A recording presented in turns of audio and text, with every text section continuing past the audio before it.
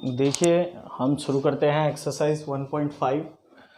तो 1.5 में हमारा पहला क्वेश्चन है, classify the following number as rational और इरेशनल। तो हमको ये बताना है कि ये जो हमारे दिए गए नंबर हैं ये हमारे रेशनल हैं या इरेशनल। तो देखिए सबसे पहले हम अपना फर्स्ट क्वेश्चन लेते हैं, 2 माइनस रूट 5। तो 2 माइनस रूट 5 में आप देख सकते हैं कि 2 जो है एक रेशनल नंबर है, रेशनल नंबर, और रूट 5 एक इरेशनल नंबर है, इरेशनल नंबर। तो आप यहाँ पर एक प्रॉपर्टी जानते होंगे कि द एडिशन और सब्ट्रैक्शन, एडिशन और subtraction of one rational number and irrational number is also an irrational number। तो हमारी ये प्रॉपर्टी कहती है कि अगर हम किसी एक रेशनल नंबर और एक इरेशनल नंबर को ऐड या सब्ट्रैक्ट करते हैं तो वो हमारा एक इरेशनल नंबर ही हो जाएगा। तो 2 माइनस रूट 5 हमारा क्या बन जाएगा, एक इरेशनल नंबर। ठीक है, जिसमें हम इस प्रॉपर्टी का यूज़ कर रहे हैं कि द एडिशन और subtraction of one rational number is irrational number. ठीक है, बढ़ते हैं अपने सेकंड पार्ट की ओर।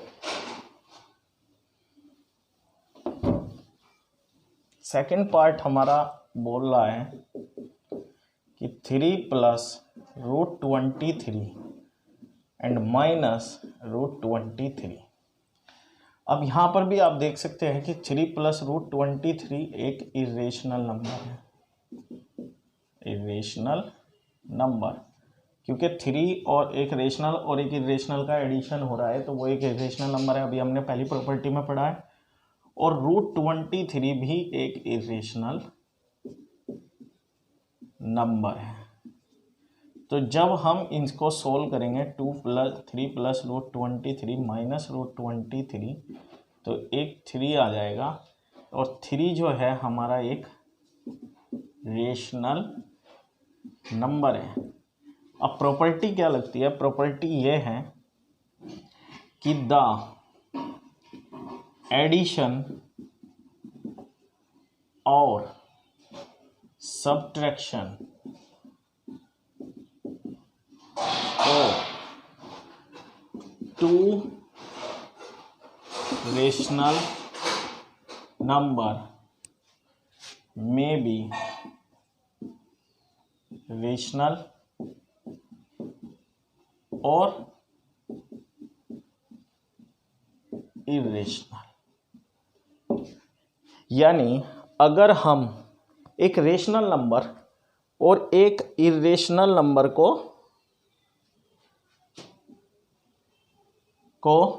ऐड या सब्ट्रैक्ट करते हैं, यानी नहीं सॉरी, यदि हम दो इरेशनल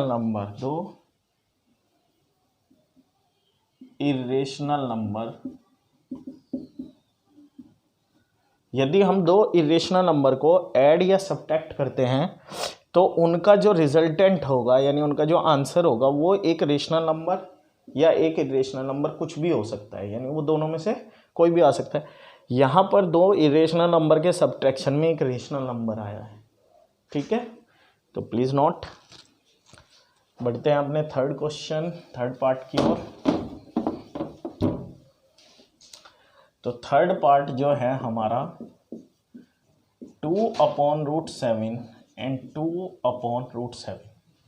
अब यहाँ पर भी आप देख सकते हैं कि ये एक इरेशनल नंबर है, इरेशनल नंबर, और ये भी एक इरेशनल नंबर है,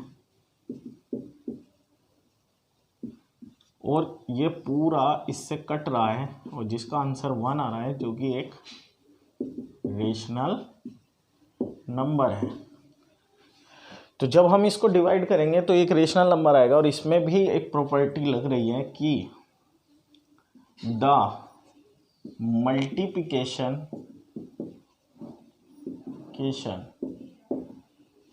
और डिवीजन ऑफ टू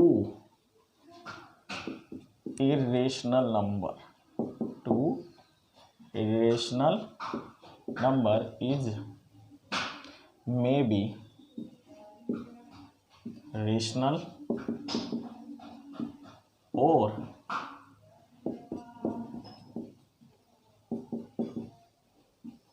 irrational। यानी यदि हम दो इरेशनल नंबर का मल्टीप्लाई या डिवाइड करें, जैसे हमने एडिशन और सब्ट्रैक्शन में किया था, तो वो उनका जो रिजल्टेंट होगा वो या तो रेशनल नंबर होगा या इरेशनल, यानी दोनों में से कोई भी आ सकता है। चलिए बढ़ते हैं अपनी फोर्थ प्रॉपर्टी की तरफ। फोर्थ प्रॉपर्टी है 1/√2। तो आप देखते हैं कि 1 जो है एक रेशनल नंबर है और √2 एक इरेशनल नंबर है, और 1/√2 को अगर हम √2 से, तो ये हो जाएगा √2/2। अब इस कंडीशन में √2 इरेशनल हो गया और 2 रेशनल हो गया। तो अभी जो हमने प्रॉपर्टी पढ़ी थी कि द मल्टीप्लिकेशन और division of two rational number, एक 1 रेशनल और 1 इरेशनल, ऑलवेज इरेशनल, इसकी प्रॉपर्टी है कि इफ द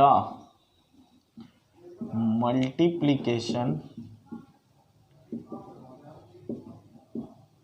और division of a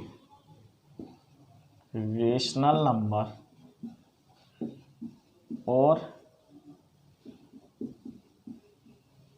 irrational number of a rational number and a irrational number is always an irrational number. देखिए, main ये सवालों को सोल्व करना नहीं, मेन होता है कि आप इनकी प्रॉपर्टी को अच्छी तरीके से समझें कि यदि हम मल्टीप्लाई करें और या डिवाइड करें एक रेशनल को और एक इरेशनल को, तो जो उनका रिजल्टेंट है वो ऑलवेज इरेशनल नंबर आएगा। पिछली प्रॉपर्टी में हमने पढ़ा था कि अगर मल्टीप्लाई और डिवीज़न टू इरेशनल नंबर, यानी वहाँ पे दोनों इरेशनल नंबर थे, तो उनका रिजल्टेंट रेशनल भी हो सकता है और इरेशनल भी। यहाँ पर यदि हम एक रेशनल और एक इरेशनल को मल्टीप्लाई करते हैं तो वो ऑलवेज इरेशनल नंबर ही होगा। ठीक है, अब नाउ क्वेश्चन नंबर 5, 2 पाई। तो आप यहाँ देखते हैं 2 एक रेशनल नंबर है और पाई एक इरेशनल नंबर है। 2 एक रेशनल नंबर है और पाई एक इरेशनल नंबर है। अभी जो हमने प्रॉपर्टी बताई थी कि the multiplication of a rational और an irrational number is always a irrational number, तो 2 पाई एक इरेशनल नंबर होगा। ठीक है, इसके साथ साथ हमने आपको ये सारी प्रॉपर्टी भी समझा दी हैं। एक बार हम सभी के नीचे लिख देते हैं। ये हमारा एक इरेशनल नंबर है, ये हमारा एक रेशनल नंबर होगा, ये भी रेशनल नंबर होगा, ये इरेशनल होगा और ये भी इरेशनल होगा। ठीक है, तो प्लीज़ नोट डाउन। चलिए चलते हैं क्वेश्चन नंबर 2 की तरफ। Simplify each of the following expression. हमें इन्हें सिंपल सोल्व करना है इन एक्सप्रेशंस को। तो हम अपने फर्स्ट क्वेश्चन की तरफ चलते हैं। 3 + √3 ब्रैकेट 2 + √2। तो 3 मल्टी, तो आप देखेंगे पहले हम 3 का मल्टीप्लाई 2 + √2 में करेंगे प्लस √3 और 2 + √2। तो इसका मल्टीप्लाई हम कर देते हैं 3 × 2 = 6 एंड 3 √2 प्लस 2 √3 और प्लस √2 मल्टीप्लाई √3। तो 6 प्लस 3 √2 प्लस 2 √3 एंड √6। चूँकि कुछ भी सेम नहीं है और कोई भी इरेशनल नंबर इक्वल सेम नहीं हो रहा है, तो यही हमारा एक आंसर हो जाएगा। ठीक है, तो आप इसको नोट कर ले, ये आपका सोल्व हो चुका है। चलते हैं अपने सेकंड क्वेश्चन की तरफ। अब सेकंड क्वेश्चन है हमारा 3 + √3 एंड 3 - √3। तो ध्यान से देखें, यहाँ पर आपका एक फॉर्मूला जो आपने 8th क्लास में पढ़ा होगा, a + b and a - b। अगर ऐसा होता है तो आप a² - b² कर देते हैं। तो आप 3 + √3 एंड 3 - √3 को लिख सकते हैं कि 3 का स्क्वायर माइनस √3 का स्क्वायर। तो 3 का स्क्वायर 9 और ये इसका स्क्वायर 3, तो 9 में 6 आंसर। और यदि आप इसको पहले वाले मेथड से करेंगे तो भी आपको ये सोल्व हो जाएगा। जैसे कि आप लिख सकते हैं 3 × 3 - √3 एंड प्लस √3 3 - √3। 3 × 3 = 9 माइनस 3 √3 प्लस 3 √3 और माइनस √3 मल्टीप्लाई √3। यहाँ 3 √3 से 3 √3 खत्म हो जाएगा क्योंकि एक नेगेटिव है और एक पॉजिटिव है। तो 9 माइनस और √3 का 3 में 3, तब भी आंसर 6 आएगा। ठीक है, तो नोट कर लीजिए इसको। अब चलते हैं हम अपने थर्ड क्वेश्चन की ओर। थर्ड क्वेश्चन है हमारा √5 प्लस √2 का स्क्वायर। तो इसमें हम अपना a + b का एक स्क्वायर का फॉर्मूला होता है, जो कि हमारा होता है a² plus 2ab plus b²। तो यहाँ √5 प्लस √2 का स्क्वायर करेंगे तो √5 का स्क्वायर हो जाएगा, 2 मल्टीप्लाई √5 एंड √2 का स्क्वायर हो जाएगा और प्लस √2 का स्क्वायर। तो √5 का स्क्वायर 5, ये हो जाएगा हमारा 2 √5 मल्टीप्लाई 2 और 2 का स्क्वायर √2 का स्क्वायर 2। अब 5 एंड 2 7 प्लस 2 √10, ये हमारा आंसर हो जाएगा।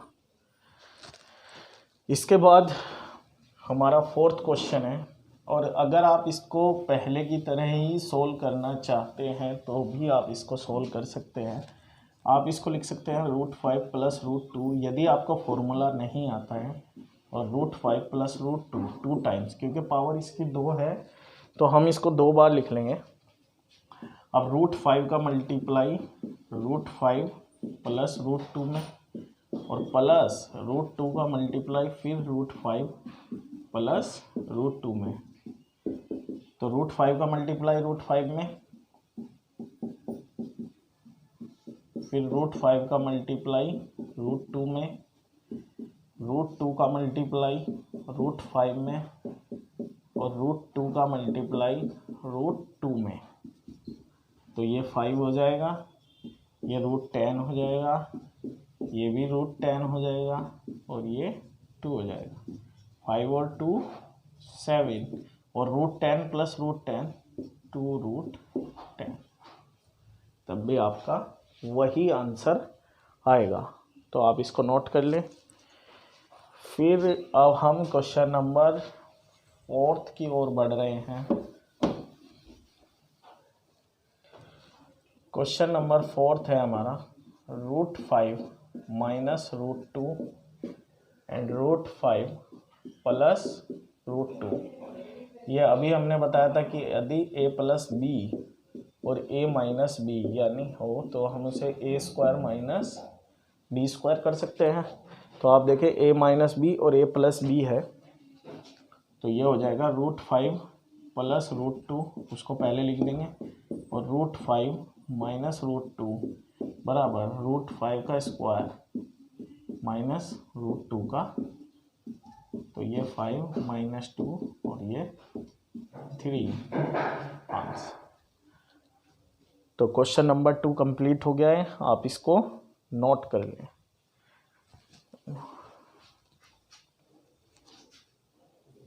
अब हम अपना क्वेश्चन नंबर 3 करते हैं। क्वेश्चन नंबर 3 को एक बार पढ़ लेते हैं कि recall pi is defined as the ratio, यानी पाई को डिफाइन किया गया रेशो सरकमफ्रेंस, जिसको हम सी बोलते हैं, ऑफ ए सर्कल, और उसकी डायमीटर डी, यानी पाई बराबर c/d।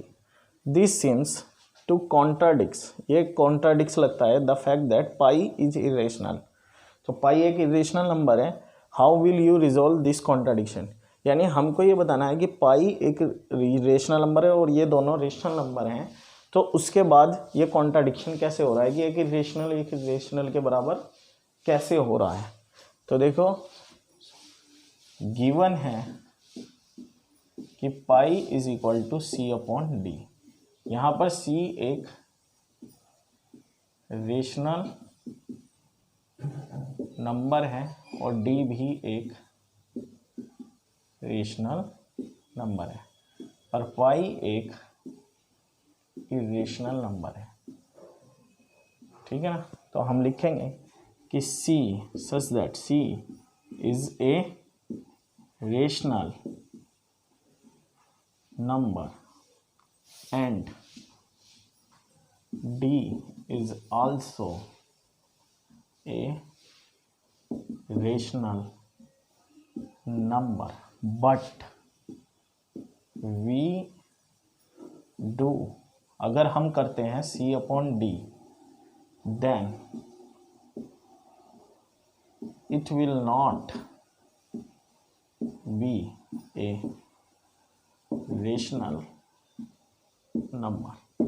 यानी अगर हमने c/d किया तो हो सकता है कि वो एक रेशनल नंबर ना हो, क्योंकि एक रेशनल को रेशनल से डिवाइड करेंगे तो वो इरेशनल भी आ सकता है। यानी इरेशनल की डेफिनेशन क्या थी कि अगर कोई नंबर को हम डिवाइड करते हैं और वो नॉन टर्मिनेटिंग और नॉन रिपीटिंग होगा तो वो एक इरेशनल नंबर होगा।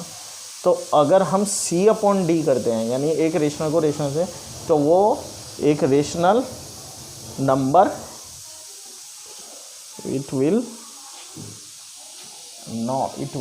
not be a rational number, ये एक रेशनल नंबर नहीं होगा। So pi is equal to c/d, ये हो सकता है मे बी। ठीक है नहीं, क्योंकि c और d करने के बाद हो सकता है कि रेशनल नंबर आए, बट मोस्टली यही हो सकता है कि अगर c ऐसी वैल्यू है तो वो एक इरेशनल नंबर होगा। और इसको हम वैसे भी रिजोल्व कर सकते हैं कि पाई बराबर c जो होता है हमारा 2πr सर्कमफ्रेंस है, और d 2r रेडियस से रेडियस 2 से 2, then pi is equal to pi. तो आप देख सकते हैं ये भी एक रेशनल है, ये भी एक रेशनल है। डिवाइड करने पे यहाँ पर क्या आ रहा है, एक इरेशनल नंबर। तो ये रेशनल नंबर हो सकता है। तो आप इसको नोट डाउन कर लें।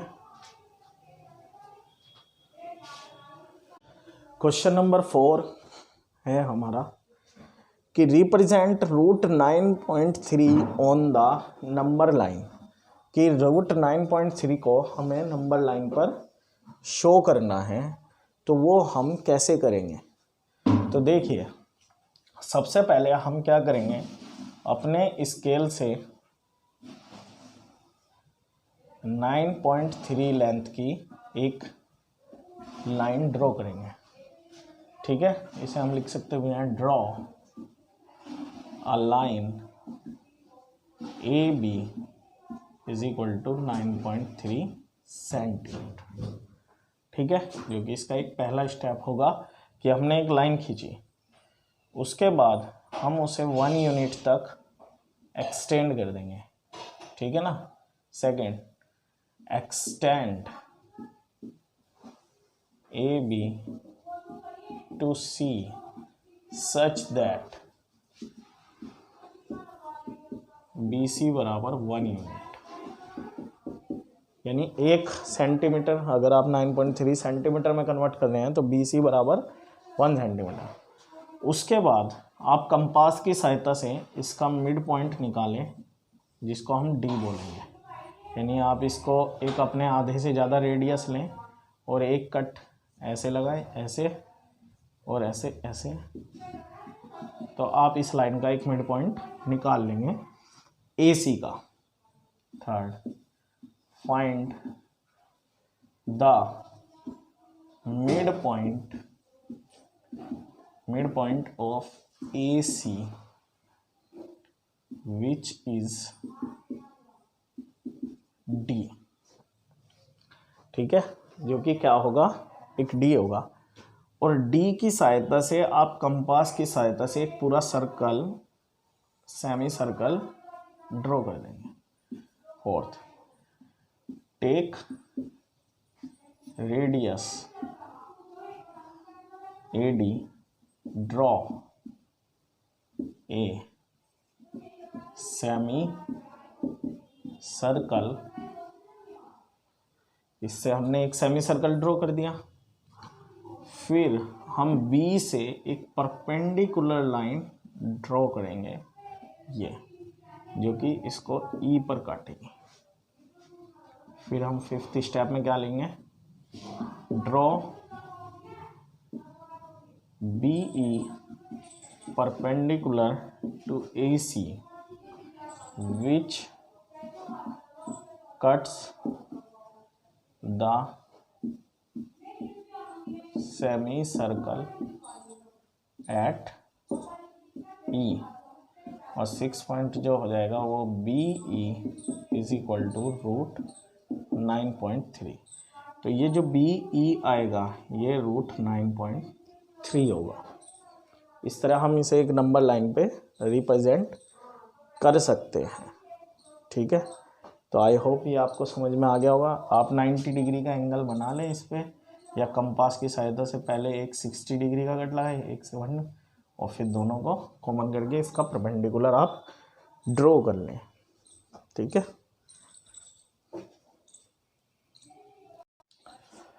Question number 5, rationalise the denominators of the following. यानी ये हमें 4 क्वेश्चन दिए हुए हैं, 4 पार्ट दिए हुए हैं और हमें इनको रेशनलाइज करना है। अब देखिए रेशनलाइज होता क्या है। रेशनलाइज होता है कि जो इनका डिनोमिनेटर है वो रूट में ना रहे, उसको ही बोला है कि रेशनलाइज द डिनोमिनेटर, यानी डिनोमिनेटर को रेशनलाइज करो कि ये रूट में ना रहे। तो फर्स्ट क्वेश्चन है हमारा 1/√7। तो इसमें हम क्या करेंगे, सबसे पहले √7 में ऊपर नीचे मल्टीप्लाई कर लेंगे, क्योंकि ये हमने फर्स्ट एक्सरसाइज में बताया था कि किसी भी नंबर से यदि आप सेम नंबर से न्यूमिनेटर और डिनोमिनेटर में मल्टीप्लाई करते हैं तो उसके वैल्यू पे कोई इफेक्ट नहीं पड़ता। तो ये हो जाएगा √7/7 और ये हमारा आंसर हो जाएगा, क्योंकि डिनोमिनेटर अब रूट में नहीं रहा। ठीक है, तो इसको नोट कर लें आप। इसके सेकंड पार्ट को करते हैं। सेकंड पार्ट है 1/√7 माइनस 1/√6। तो इसको मैं लिख सकता हूँ √7 प्लस √6 और 1। देखिए जब भी आपके पास डिनोमिनेटर में इस तरह का कंडीशन आए तो आप उसके कॉन्जुगेट से मल्टीप्लाई करेंगे। किससे? कॉन्जुगेट से। तो multiply and divide by the conjugate. Conjugate किसको बोलते हैं? यदि यहाँ माइनस आ रहा है तो वहाँ प्लस लेना है, और यदि यहाँ प्लस आ रहा है तो वहाँ माइनस लेना है। अब आप देखेंगे कि √7 प्लस √6, ये तो 1 में मल्टीप्लाई, और ये हो गया √7 माइनस √6 और √7 प्लस √6। अब √7 प्लस √6, और आप देख सकते हैं कि यहाँ पर एक फॉर्मूला लग गया है कि a plus B, A minus B is equal to a² minus b²। तो √7 का स्क्वायर माइनस √6 का स्क्वायर। तो √7 प्लस √6, 7 माइनस 6, तो ये हो जाएगा √7 प्लस √6 अपॉन 1। इसको हम लिख सकते हैं कि √7 प्लस √6। देखेंगे आप डिनोमिनेटर में कोई रूट की वैल्यू नहीं रही, तो ये हमारा रेशनलाइज हो चुका है। चलिए बढ़ते हैं हम अपने थर्ड पार्ट की तरफ।